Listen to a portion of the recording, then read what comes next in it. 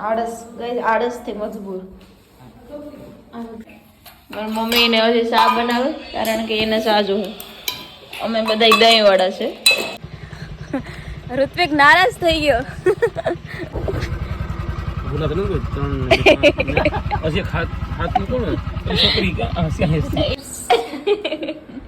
એનો નાક તો છે મોટું. 5 વાગે ખાલી 2 દી જ ઉઠીએ. કેટલા દી? 2 દી. ત્રીજો દી જોઈ હું તમને ફોન કરી કે ભાઈ ધવલ આજ નથી ઉઠ્યા.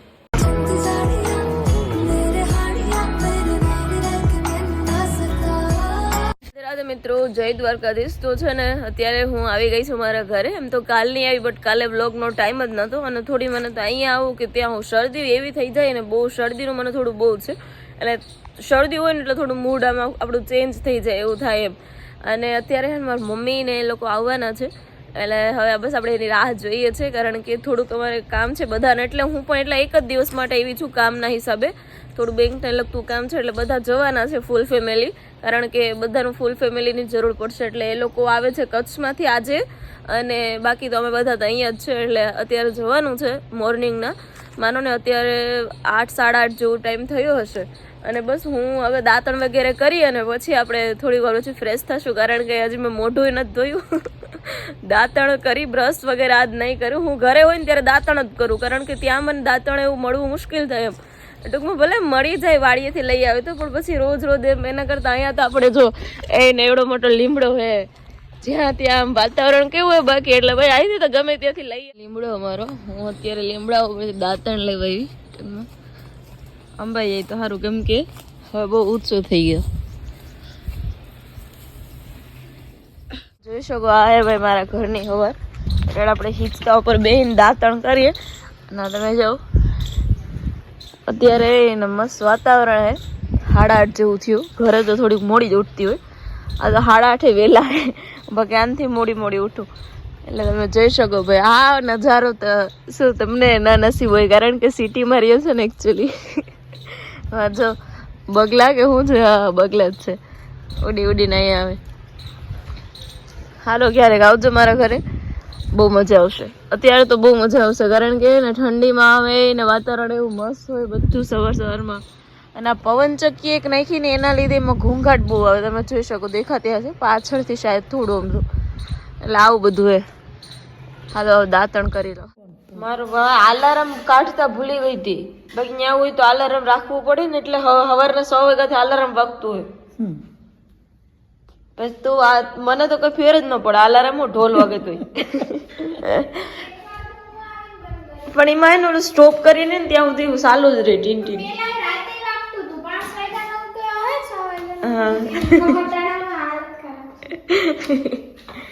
એવું જોઈએ હવાર ભાઈ રોટલી બનાવે છે. મારી માં આરામથી સૂતી છે. મારા મમ્મીની બધે હમણાં આવશે. ઉભી થા હવારમાં ઉઠીને સૂતી પછી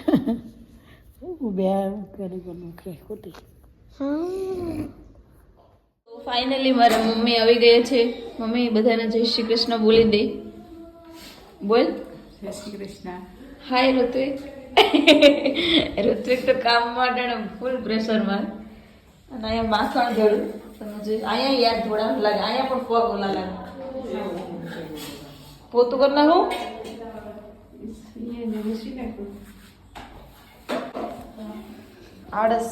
આળસથી મજબૂર. મિત્રો જો વઘારેલું દહીં, હરેગવાની હિંગોનું શાક, ઋત્વિકનું દાજેલું વાટકાવાળું માખણ એને અડધો ઓગળેલ ભાવે એટલે ઘી નહીં. ન ઘી હોય કે ન માખણ હોય એવી રીતે એ ખાય. મારી મમ્મીને હજી ચા બનાવે કારણ કે એને ચા જોવે. અમે બધા દહીં વાળા છે. હજી 2 અંદર છે. ગઈસ વાછડી એના જેવા મેં કપડાં પહેર્યા ને એવા કલરના એટલે મારી પાસે આવવાની કોશિશ કરે.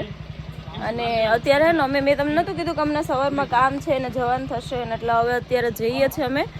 અને બસ આખું ફૂલ ફેમિલી જઈએ છીએ. અત્યારે ભાવિકા ઘરે છે એ શું એમનું એને અત્યારે કામ નથી ને એટલે ઋત્વિક નારાજ થઈ ગયો. એટલે હવે ગાઈઝ કન્ટિન્યુ જોડાયેલા રહેજો. ઓકે અને શેમાં જઈએ તમને બતાવું.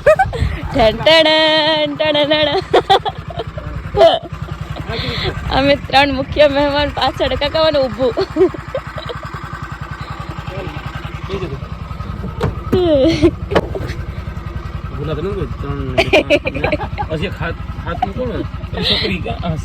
ફાઇનલી અમે પહોંચી ગયા છે. અહીંયા અંદર બધું થોડું ઘણું કામ છે અને મારી માં અને ઋત્વિક લઈને આવે છે, તમે જોઈ શકો. અને બસ કામ બધું કમ્પ્લીટ થશે એટલે આજે તો મને જતું રહેવાનું. વ્લોગમાં લઉં તો ગઈ અત્યારે ફ્રી થઈને કેન્ડી ખાઈ. બધા અંદર કામ કરે છે, અમે લોકો ખાઈએ છીએ. પહોંચી ગયા અને છોકરા એની જવાબદારી નિભાવવા માટે પાણી ભરીને ઢોરને હવે પીવડાવીએ. આગળ જ પીગા રિક્ષા લઈને અમે ગયા હતા.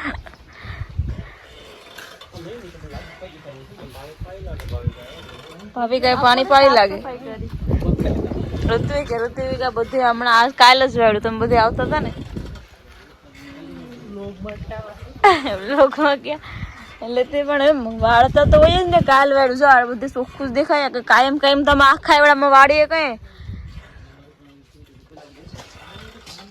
જાય છે. મારી માં અને મારી મમ્મી બે આ બેની પાણી પાવાની જિમ્મેદારી છે. કાકા ભાડાને ડિસ્કસ કરે છે અને આપણે બસ જલસા.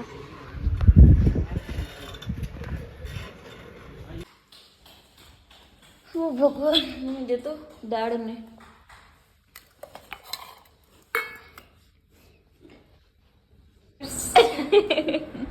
એનો નાક તો છે મોટું. સૂટ વૂટ ને બધું પહેર્યું. નમસ્તે. Hello sir.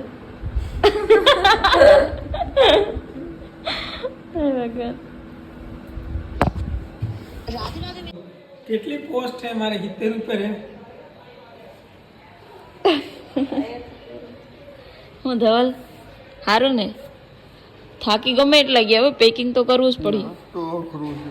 આજ તો મેં રનિંગ ચાલુ કર્યું. હા તે રનિંગ સારું કર્યું તો ઉપકાર નથી કરતા મારા ઉપર. તમે 5:30 વાગે ઉઠ્યો. હા એ તો જોયું મેં. મિલનભાઈ ની સ્ટોરી મેન્શન કરી હતી ને એ 5:30 વાગે ખાલી 2 દી જ ઉઠીએ. કેટલા દી? 2 દી. ત્રીજો દી જોઈ હું તમને ફોન કરી કે ભાઈ ધવલ આજ નથી ઉઠ્યા. થાકા નહીં ચાલુ કરી જ દેવાનું. એ તો તમે 10 વર્ષથી કહેતા હો. એ હું આર્મીમાં જતા હતા, પોલીસમાં પણ નહીં. ત્રીજું બધું એટલે ઘટાડવું સારું. વચ્ચે તો હું કરી પાછું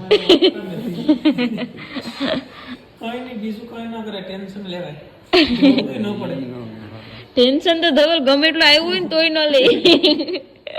ટેન્શન આવ્યું હોય તોય ન લે તો હોય તો દૂરની વાત. હા એ હાસી વાત. મેં પણ એટલે થાય તો ખરું ને. આઈડી ના લીધે આઈડી નું કઈ દુઃખ નથી, કસ્ટમર નું દુઃખે. કસ્ટમર ના આવે તો કસ્ટમર તૂટે ને. ધંધો નો હાલત તો આમ દુઃખ થાય. મને કે તમે કે 3 મહિના કે બેઠીને કેમ કાઢો કે સોમાહામાં હોવું જોઈએ.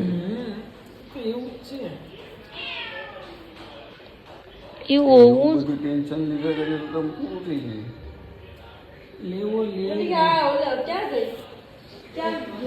માં તારી મીનડી ક્યાંક બોલે છે હો ભાઈ માં. હું છે ભાઈ?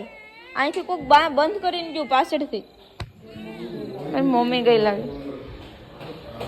ગઈ ભાઈ કા રોટલા બનાવે છે. હાય ભાઈ કા.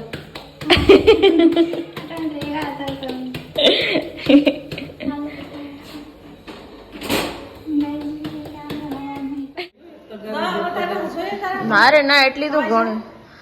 મને એમ ત્યાં કોઈ ખાહે નહીં શીખવું. આ હું કદાચ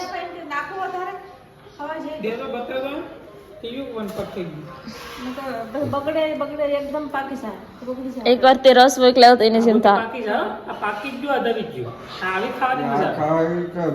હું એક જ ખાઈ ચીકુ.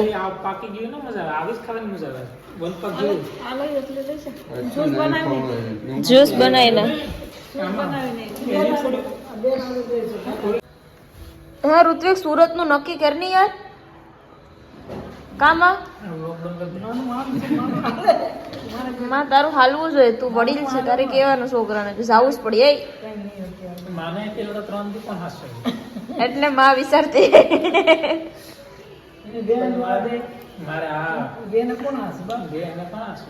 પાવું ટાણે પાવું તો જીરું પડે